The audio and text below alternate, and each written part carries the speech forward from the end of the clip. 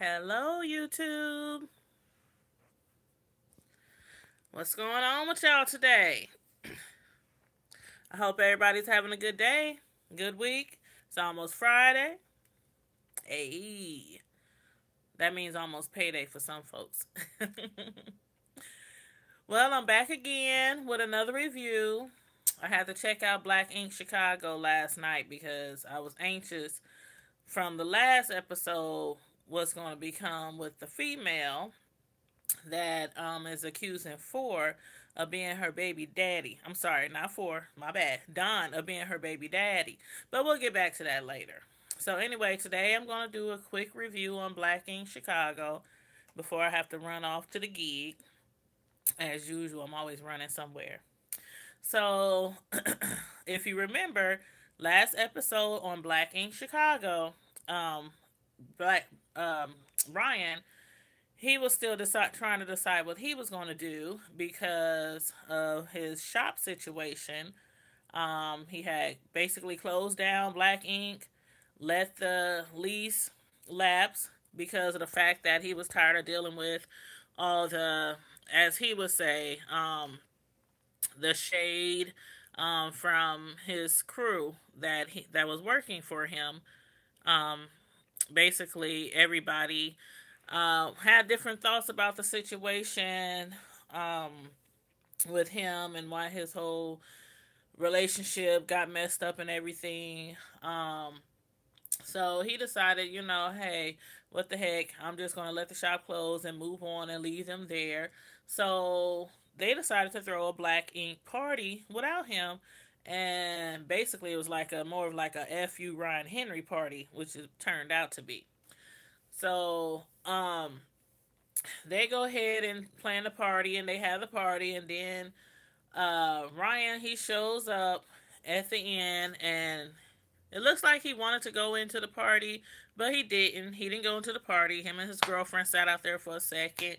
He was feeling real salty about it, but he's like, nope, I'm not going to go in there because everything is probably going to blow up and it's going to be a big old issue anyway.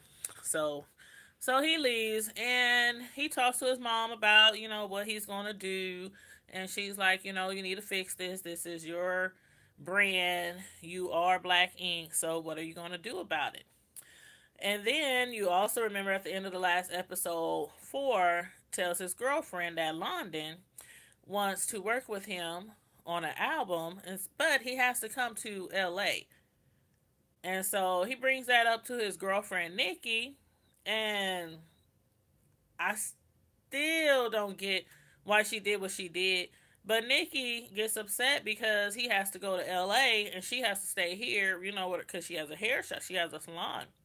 So she has to stay here. And so she throws a glass of, I don't know if it's water, a drink. She threw a drink in his face. And you see it ends on that episode and hot mess. I don't know why women do that to other women in these dramatic reality shows, but then when you do it to your man, that's very disrespectful. And he's just sitting there like looking like crazy stupid on TV because this girl just threw a drink in his face. And if y'all can recall past episodes, past seasons, Nikki, she can be a hot mess when it comes to Four. So now we on to this episode. Sorry, I'm trying to put my shoes on. Now we come into this episode, and once again, Ashley, she still set on moving to Houston because Don cheated on her, and it's not the first time or the second time. And she's fed up. They married now, and he cheated on her. She's embarrassed. It's on Snapchat, YouTube, all over social media. And she meets up with the woman. Sorry, at the end of the last episode, she met up with the woman on the last episode, and the woman gave her all this information, basically telling her that it was more than Don saying it is. And so she's going to say what Don can't say, which is she's pregnant. Mm-hmm. Yes, she's pregnant. So she tells her that they've been dating for all this time, and so she's really fuming. So that's why she was real set on moving to Texas. So, in the beginning of this episode, she meets up with Don, comes over, sits down, have a chat, basically says, I'm going to Texas. There's nothing here for me. He gets mad, screaming, them my kids, you can't take my kids, and making promises. I'm going to do my best to try to be a better husband, better father, the same old, same old. That sounds just like Don. And I, for one, let me know if you think differently, but feel free to put in the comments what you think about anything on any of these reviews that I be saying, and make sure you share the videos and hit like on the videos. Now, let me know what you think, but I think it's going to be a repeat of her and Don. He's going to apologize. She's going to accept. They'll be back together. That's what I think. But right now, Ashley's telling him she's leaving. Ain't nothing he can do about it. She's going down south where her brother is so she can get some love and support, which she can't find in Chicago, which is a very, very big city, by the way. But I guess there's no love for her in Chicago, as she says. So, then actually, after that, she runs off. He says F you, and she, walks out the door and says she's going to Texas. End the story. And so then you see the part where everybody's packing up out of 9 Mag is really emotional. Everybody's kind of reminiscing, bringing up stuff that they recall from the shop and saying, what are they going to do now? Where are they going to go? And I think the person I feel the most sorry for is Lily. Probably because Lily, I don't think she really do have too many peeps or, a lot of support in Chicago. So I really do feel sorry for her. Charmaine, she has her radio thing. Van, he has his fashion design. He has the rapping, and Junior, he already left and moved on. He's tatting at another shop. Danielle, she was the receptionist. I'm sure she can easily find another job somewhere else. But then we get to the scene where Terrence and Danielle go to the store, and they're looking at registry items for the wedding. And Charmaine shows up, and I think that's really nice that basically Terrence is just like any other guy, when you take him to the mall or take him shopping, they're kind of sitting around bored, anxious, ready to go. But I give him his props because he's sitting there all cool, calm, and collect, chilling while they up there looking over, stuff for the wedding. And then we have Van and his fashion show that he's getting ready for his fashion show. Now, mind you, I've never heard of the is it Chicago Rilla? I think that's his line, his clothing line, Chicago Rilla. But a lot of the stuff look kind of nice, so I might have to look into that a little further. His fashion line, but it looks like it's taking off a good start. I think he'll probably be doing better there than tatting. Maybe eventually he'll be able to open his own shop because he ends up asking Charmaine, can she host it? And he says he has a good, DJ that's going to, be DJing the party, and over 1,000 people going to be there. So I think in theory, everybody's going to be fine, if 9 Mag really does close. But, so, good luck to him. I'm going to check out that fashion line, though, because I did see some nice items.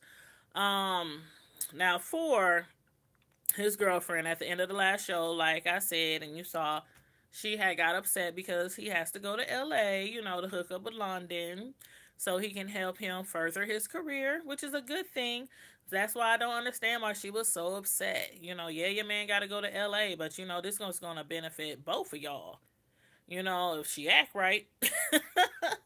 Stop throwing drinks in his face. But anyway, Four is at the studio and Nikki shows up. And I guess she's there because, she wants to apologize. She's feeling bad, feeling sorry for, how she acted. And so she has secretly set up behind Four's back, a little studio time. So she comes up there and Four's like, what's going on? Why are you here? And she's like, Rico, what's up? And he's like, you ready, Nikki? She's like, yeah, I'm ready. And she takes her butt in the studio and starts spitting on the mic. It was a cute little rap. Cute little rap. What did she say? She said, um, baby, I'm sorry. I threw a whole drink in your face, and you know I act crazy when it comes to my babe. Especially when you say that you go on to work in LA, but I know your music means the world. Why you make your moves. Isn't that cute? Yeah, it was cute. She tried it.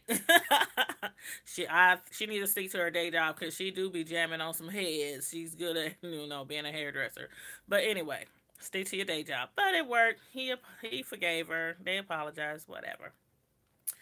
So basically, what I'm looking forward to in the next episode, Ryan. If you saw at the end of this episode, Ryan, he was seen, I guess, on social media. Charmaine had saw that he had opened up a new shop and he was hiring people. So if you saw in this episode, Ryan had took his girlfriend, blindfolded her, and took her on a little drive. She thought that they was going to look at houses, but hold up, too soon, baby girl. Anyway, they pull up to this building, and automatically I knew, this is Nine Mac. She talking about, no, I don't hope you don't think I'm going to be living here. And he's like, no, this is the new Nine Mac. So they look around, and the shop looks decent, looks nice. It needs a little, little tender, loving care. But, I think it'll work out for his next shop because I'm certain there's no going back to the old shop, especially after the landlord told Van, y'all, we had too many complaints. Y'all too late at night, too many parties, too many fights, blah, da, da, da, da, da. So they can't go back there anyway, even if Ryan, wanted to keep his old crew. So, excuse me. So, you see him, looking at new shops. So next episode, they're going to, show that, and we're going to see I think, what's going to happen. This is what I think what's going to happen is that his old crew is going to show up with some new people who's trying to get hired. So I'm looking forward to that. But moving right along. Now, Lily, she's chilling at home. She's roomies with Cobra. And knock, knock, knock. Who's at the door? It's Velvet. Velvet. When the last time when?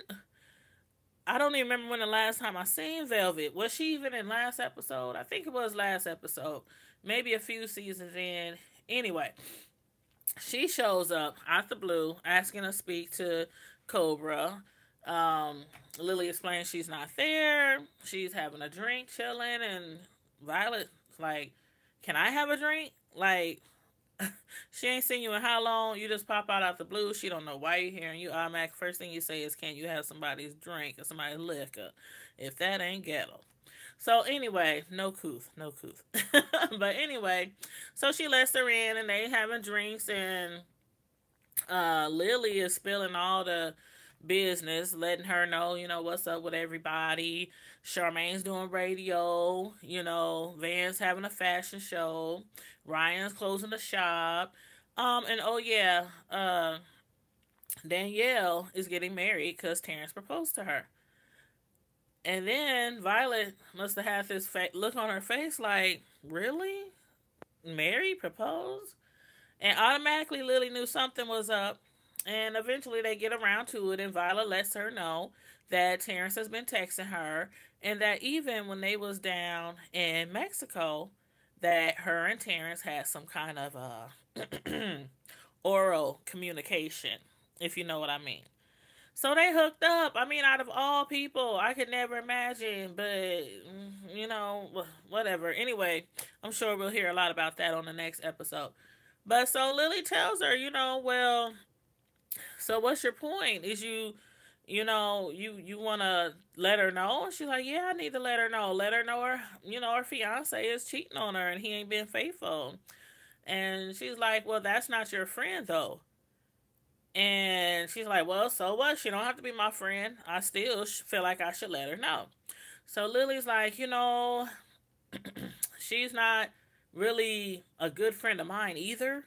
But I guess if that was me, I would want to know. And I guess if it was me, I would want to know. if the person I'm soon to be married to messed with some chick on me and still, because she showed her some of the text messages, he's still trying to hook up with her. Talking about when she gonna be back in Chicago because he thirsty for her and all this woo woo woo. Velvet, the stripper, she used to mess with Cobra. I mean, come on. Uh, then we get to the fashion show because Lily tells her, if you're gonna tell her, if you're gonna show up at this fashion show, at least do it right. Don't make no big scene. Come up in there with a whole bunch of wilding out and stuff. So she comes to the fashion show, and everybody's looking like, okay, everybody's here in Chicago. This is a big deal, big show. But why is Velvet here? And so Velvet, notices the ring on Danielle's finger, and she says, "Oh, that's a nice ring. I would say congratulations to Terrence if he would text me back." I mean, I was like gagging. Like, did you just blast him out in front of everybody? I mean, what is up with people not pulling people to the side? Can I talk to you for a minute? Can I holler at you? Can I text you? Can I call you? Can I get in your DM? But no, she wants to put him on blast in front of everybody. And Terrence is like, he didn't have nothing to say, like, what the hell are you talking about? Nothing.